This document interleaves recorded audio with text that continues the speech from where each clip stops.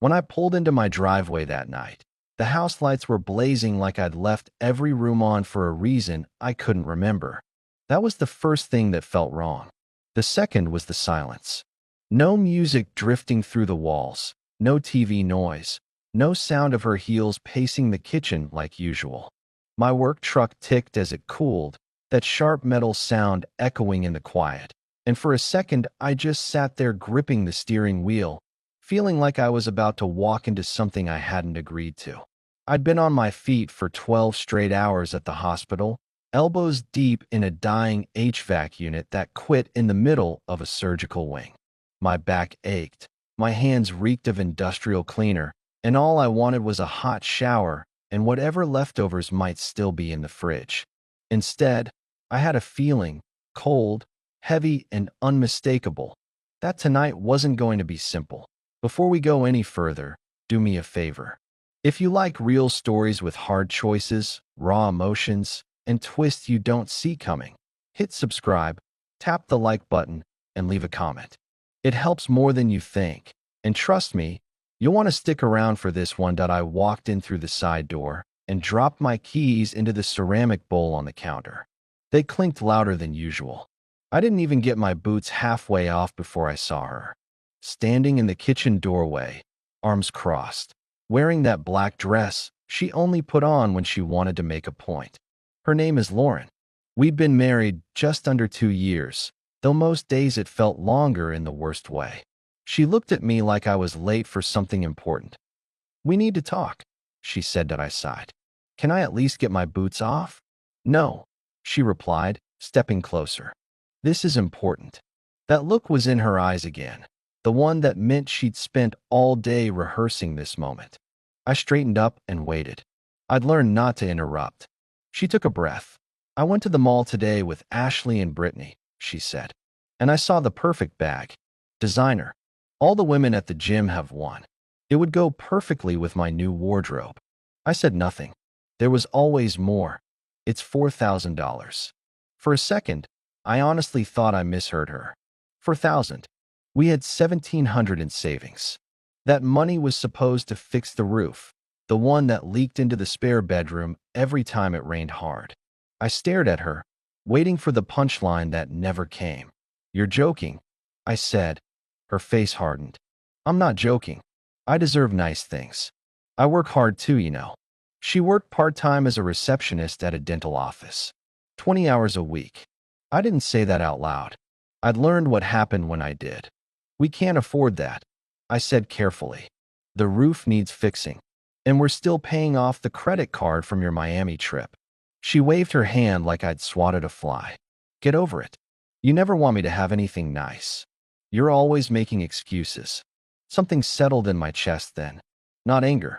Not shock. Clarity. This wasn't new. Same argument, different price tag. I told her about my 12-hour shift, about the overtime I'd been pulling for months. She cut me off. "That's different," she said. "I needed those things." "And this?" I asked.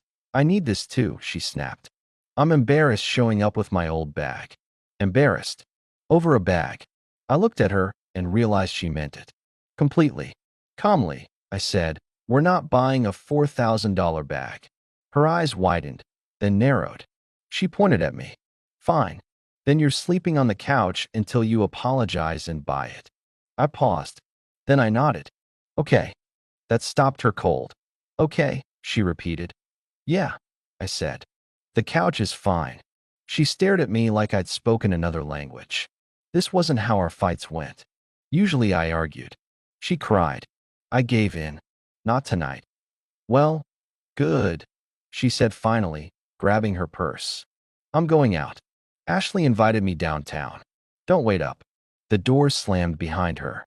I stood alone in the kitchen, listening to her car pull away. 30 seconds passed. Then I took out my phone and made the first call.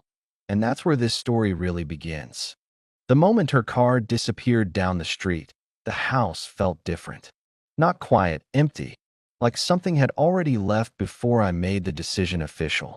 I stood there in the kitchen staring at the counter cluttered with her mail, glossy flyers from expensive stores, credit card offers with her name bolded in gold lettering. The wall calendar was packed with her nail appointments, gym classes, lunch dates. My schedule wasn't on it at all. Not a single shift, not a single overtime day. That realization hit harder than the argument.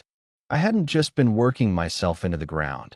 I'd been invisible that I pulled out my phone and scrolled for a second before tapping a number I hadn't called yet, but had saved weeks ago. Baxter Moving, a man answered. I didn't hesitate. I need an emergency move tonight. There was a pause, then a cautious response about extra fees. That's fine, I said. How soon? 2 hours. I gave him the address without flinching. When I hung up, my hands were steady. That surprised me. I walked through the living room, looking at the furniture I'd paid for, the TV I'd bought, the couch she'd just sentenced me to. Upstairs, the bedroom felt like a showroom for someone else's life. Her clothes filled most of the closet, shoes scattered across the floor, makeup covering the bathroom counter like permanent fixtures. None of it felt like mine anymore. My phone buzzed. A text from Mark, my best friend since high school. I called him instead. You still got that spare room? There was a pause, then, yeah. What's going on? I need it tonight. He didn't ask questions. Doors open. You know where the key is. I ended the call and leaned against the wall, letting that choice sink in. No shouting. No slammed doors. Just action. I made one more call. This one to a lawyer named Daniel Harris I'd spoken with weeks earlier after noticing something off on my credit report. I left a voicemail, short and clear. I'm ready. File the papers tomorrow. By the time the moving truck pulled up, it was dark. The crew worked fast and didn't pry. I told them exactly what to take: my clothes, my tools, my TV, the things I'd brought into the marriage. They nodded like men who'd seen this before. 90 minutes later, the house looked stripped in all the right places. Her things remained untouched, exactly where she'd left them, like a snapshot of a life I was done carrying. That I placed the house keys on the kitchen counter. No note. No explanation. I didn't know one. Mark helped me unload at his place, the garage lit by a single bulb humming overhead. When we finished, he handed me a beer and studied my face. You okay? I took a long drink. Better than I've been in a long time. He nodded like that confirmed something he already knew. Sleep came fast that night. No tension, no replaying arguments, just darkness and rest. When I woke up, my phone was vibrating nonstop. Missed calls, texts, all from her. I didn't read a single one. I showered, got dressed, and drove straight to Daniel's office. He looked up when I walked in, already holding a folder. Got your message, he said. You sure? I didn't hesitate. Yes. I signed where he pointed. Clean. Final. He explained the process, the timelines, the finances. I answered calmly, like we were discussing someone else's life. When I left his office, my phone buzzed again. I declined the call and turned it off completely. At work, I buried myself in routine, pipes, valves, repairs that made sense. My supervisor, Ron, watched me for a moment during lunch. You look lighter, he said. Filed for divorce this morning, I replied. He nodded slowly. About time.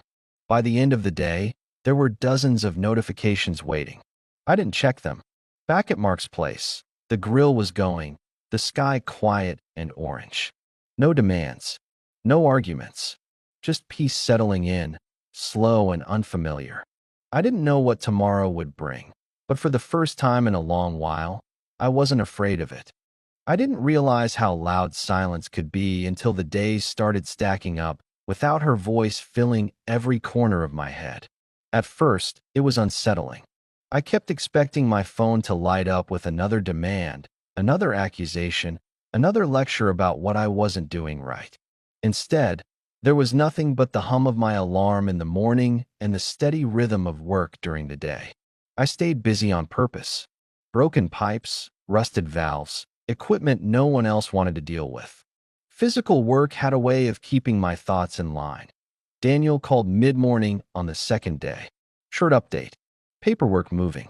No drama in his voice. Just facts. That alone felt like a gift. I thanked him and went back to work, my hands deep in grease and metal. Ron stopped by later, watching me tighten a bolt. "You sure you're good?" he asked. I nodded. "I am." And I meant it. That evening, curiosity got the better of me. I turned my phone back on. It vibrated instantly, like it had been holding its breath. Missed calls. Long messages. Short ones. Some angry, some pleading. I scrolled just enough to see the pattern before locking the screen again. Same cycle, different tone. I put the phone face down and walked outside with Mark. That we sat on the back steps, the air cooling, the sky fading. "You don't look guilty," he said. "That's because I'm not," I replied. The words surprised me with how natural they felt. I told him things I hadn't said out loud before. About the credit card I'd discovered in my name. About the way she talked to me in front of her friends. About how every time I tried to set a boundary, it turned into a punishment. Mark listened without interrupting, jaw tight. "You should have left sooner," he said quietly. I nodded. "I know." The next morning, Daniel called again. "She's been notified," he said. I didn't ask how. I didn't need the details. What mattered was that it was real now, not just a decision I made in the heat of a moment. I went through my day like normal. Clocked in, clocked out, ate dinner with Mark, slept hard. By the fourth day, other people started reaching out. Her friend Ashley called first. I let it go to voicemail. Brittany tried later. Same result. I wasn't interested in explanations filtered through loyalty. If they wanted answers, they could ask her about the debt she'd hidden, the promises she'd broken. I wasn't playing defense anymore. At work, something shifted. I caught mistakes faster. Finished jobs quicker. Caleb from my shift noticed. "You're on fire lately," he said. I shrugged. Just focused. Truth was, I wasn't carrying someone else's chaos into every task anymore. That made a difference. One afternoon, while replacing a heater in the East Wing, my phone buzzed again. Unknown number. I ignored it. A minute later, another. I turned the phone off without checking. Control felt good. Necessary. That night, Mark grilled burgers. Simple food. Simple conversation. We talked about old times, about work, about nothing important at all. Halfway through eating, I realized I hadn't thought about her once that entire hour. The realization landed softly but stayed. That was new. Later, alone in the spare room, I stared at the ceiling and let myself feel something I'd avoided for a long time. Relief. Not happiness. Not victory. Just the absence of pressure. I didn't know how long that feeling would last, or what complications were waiting around the corner. I only knew that for the first time in years, my life felt like it belonged to me again. And that was enough for now. The first real crack in her carefully built world didn't come from me. It came from money. Or more accurately, from the sudden absence of mine. I heard about it indirectly, the way news always travels faster than truth. A comment from Ron at work. A passing remark from someone who knew someone. I never asked for details, but they found me anyway, like loose pages blown down the street. That IT started with the house. Mortgage notices don't care about excuses or emotions. They show up on time, every time, stamped and cold. I imagined her at the kitchen counter where I'd left the keys, staring at numbers that no longer bent to her will. That image didn't bring satisfaction, just confirmation. Choices have weight. I'd been carrying hers for a long time. Now she was holding them alone. Daniel kept things brief when we spoke. Clean updates. No commentary. He told me the house was going on the market. He told me there would be pushback. He told me to stay silent and let the paperwork do the talking. I followed his advice like it was a rulebook to a game I'd finally learned how to play. Work filled my days. Long hours. Physical tasks. The kind of labor that leaves no room for overthinking. My locker became a sanctuary. Phone inside. Turned off. Unreachable. When the shift ended, I went back to Mark's place, ate whatever we threw together, and slept without interruption. That alone felt like progress. One evening, as I was loading tools into my truck, a voice called my name. I turned to see Rachel, one of her friends, standing awkwardly near the parking lot. She looked uncomfortable, like she'd rehearsed this conversation and regretted it halfway through. I just wanted to say, I didn't know, she said. I waited. About the credit card. About the money. She told us you were controlling. I nodded once. I wasn't. Rachel sighed.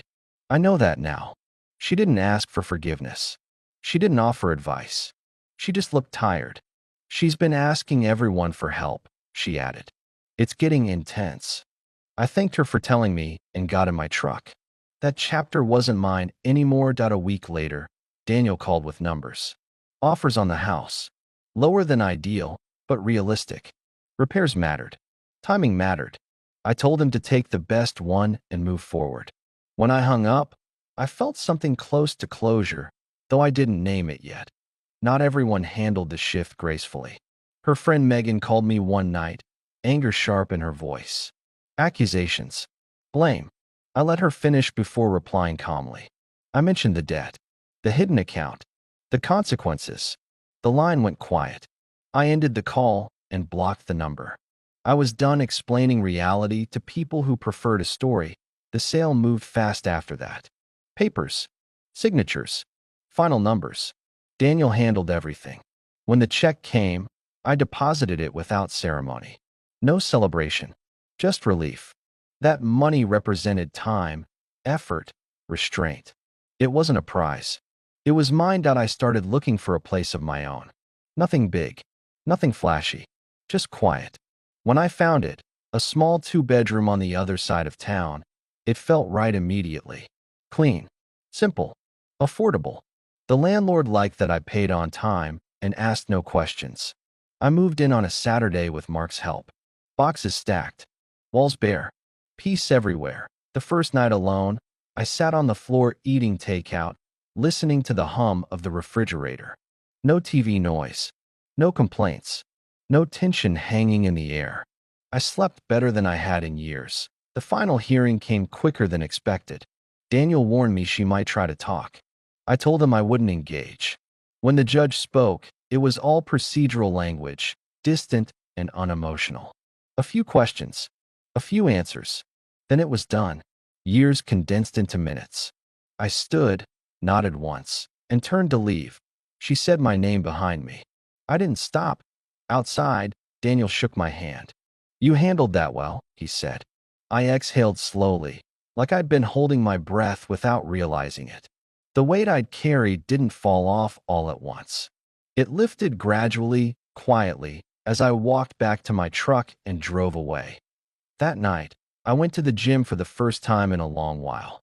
Nothing extreme, just movement. Familiar machines, familiar faces.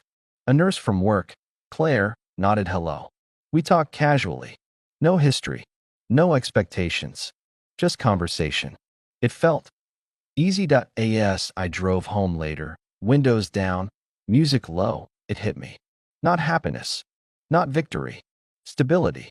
For the first time in a long time, my life wasn't built around managing someone else's chaos.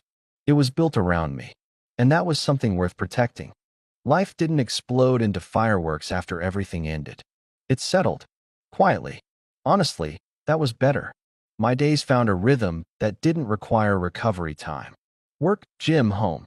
Simple meals. Clean spaces. No tension waiting for me behind a door. I hadn't realized how much energy I'd spent bracing myself every evening until there was nothing left to brace against. The apartment became mine in small ways first. Tools hung where I could find them. Groceries stayed where I put them. Bills were paid once, on time, without arguments or guilt. Peace turned out to be practical, not poetic.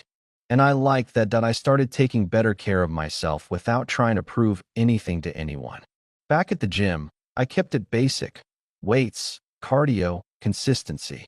That's where I ran into Claire again. Same nurse from work. Same calm presence. We talked between sets, about shifts, about bad coffee in the break room, about nothing that needed fixing. One evening turned into coffee. Coffee turned into dinner. No pressure, no expectations. Just two adults enjoying conversation without hidden agendas. Words still drifted back to me about my past life, though less often now. Mark mentioned it once while we were grilling. She'd lost her job. Too many absences. Too much drama. I listened, nodded, and felt nothing sharp in response. No satisfaction. No regret. Just distance. That chapter had closed without needing my opinion anymore, but my phone stayed quiet most days. Occasionally, an unknown number would flash on the screen. I declined without thinking. Blocking became muscle memory. I didn't need closure conversations. I'd already given myself closure through action to IT work. Ron pulled me aside one afternoon. "We're opening a supervisor position," he said. "You should apply." I did. 2 weeks later, I got it. More responsibility, better pay, real benefits, stability that actually stayed where I put it. Funny how progress accelerates once you stop dragging dead weight uphill. Claire and I took things slow. That mattered to both of us. She paid her share without comment. Listened when I talked. Respected silence. One Sunday morning, she made pancakes while I cleaned up. She smiled and said, "I like how easy this is." That word again. Easy. It felt earned. About 6 months later, I saw her. By accident. Outside a grocery store. She stood near a bus stop with shopping bags from a discount place. Tired. Smaller somehow. Our eyes met for half a second through the windshield. I looked forward and kept driving. No anger. No curiosity. Just forward motion. Claire squeezed my hand. "You okay?" I nodded. "Yeah, I really am." A year passed. Quietly. Productively. Claire moved in after months of conversations, not assumptions. We built something intentionally. One evening, sitting on the couch that actually got used for relaxing, not punishment, I realized something important. I wasn't proud because I'd won. I was proud because I'd chosen myself when it mattered most. That couch she once told me to sleep on? I donated it months ago. If this story resonated with you, if you've ever had to choose peace over comfort, take a moment to subscribe, hit like, and leave a comment. Your support keeps these stories coming, and I'd love to hear your thoughts. Thanks for listening.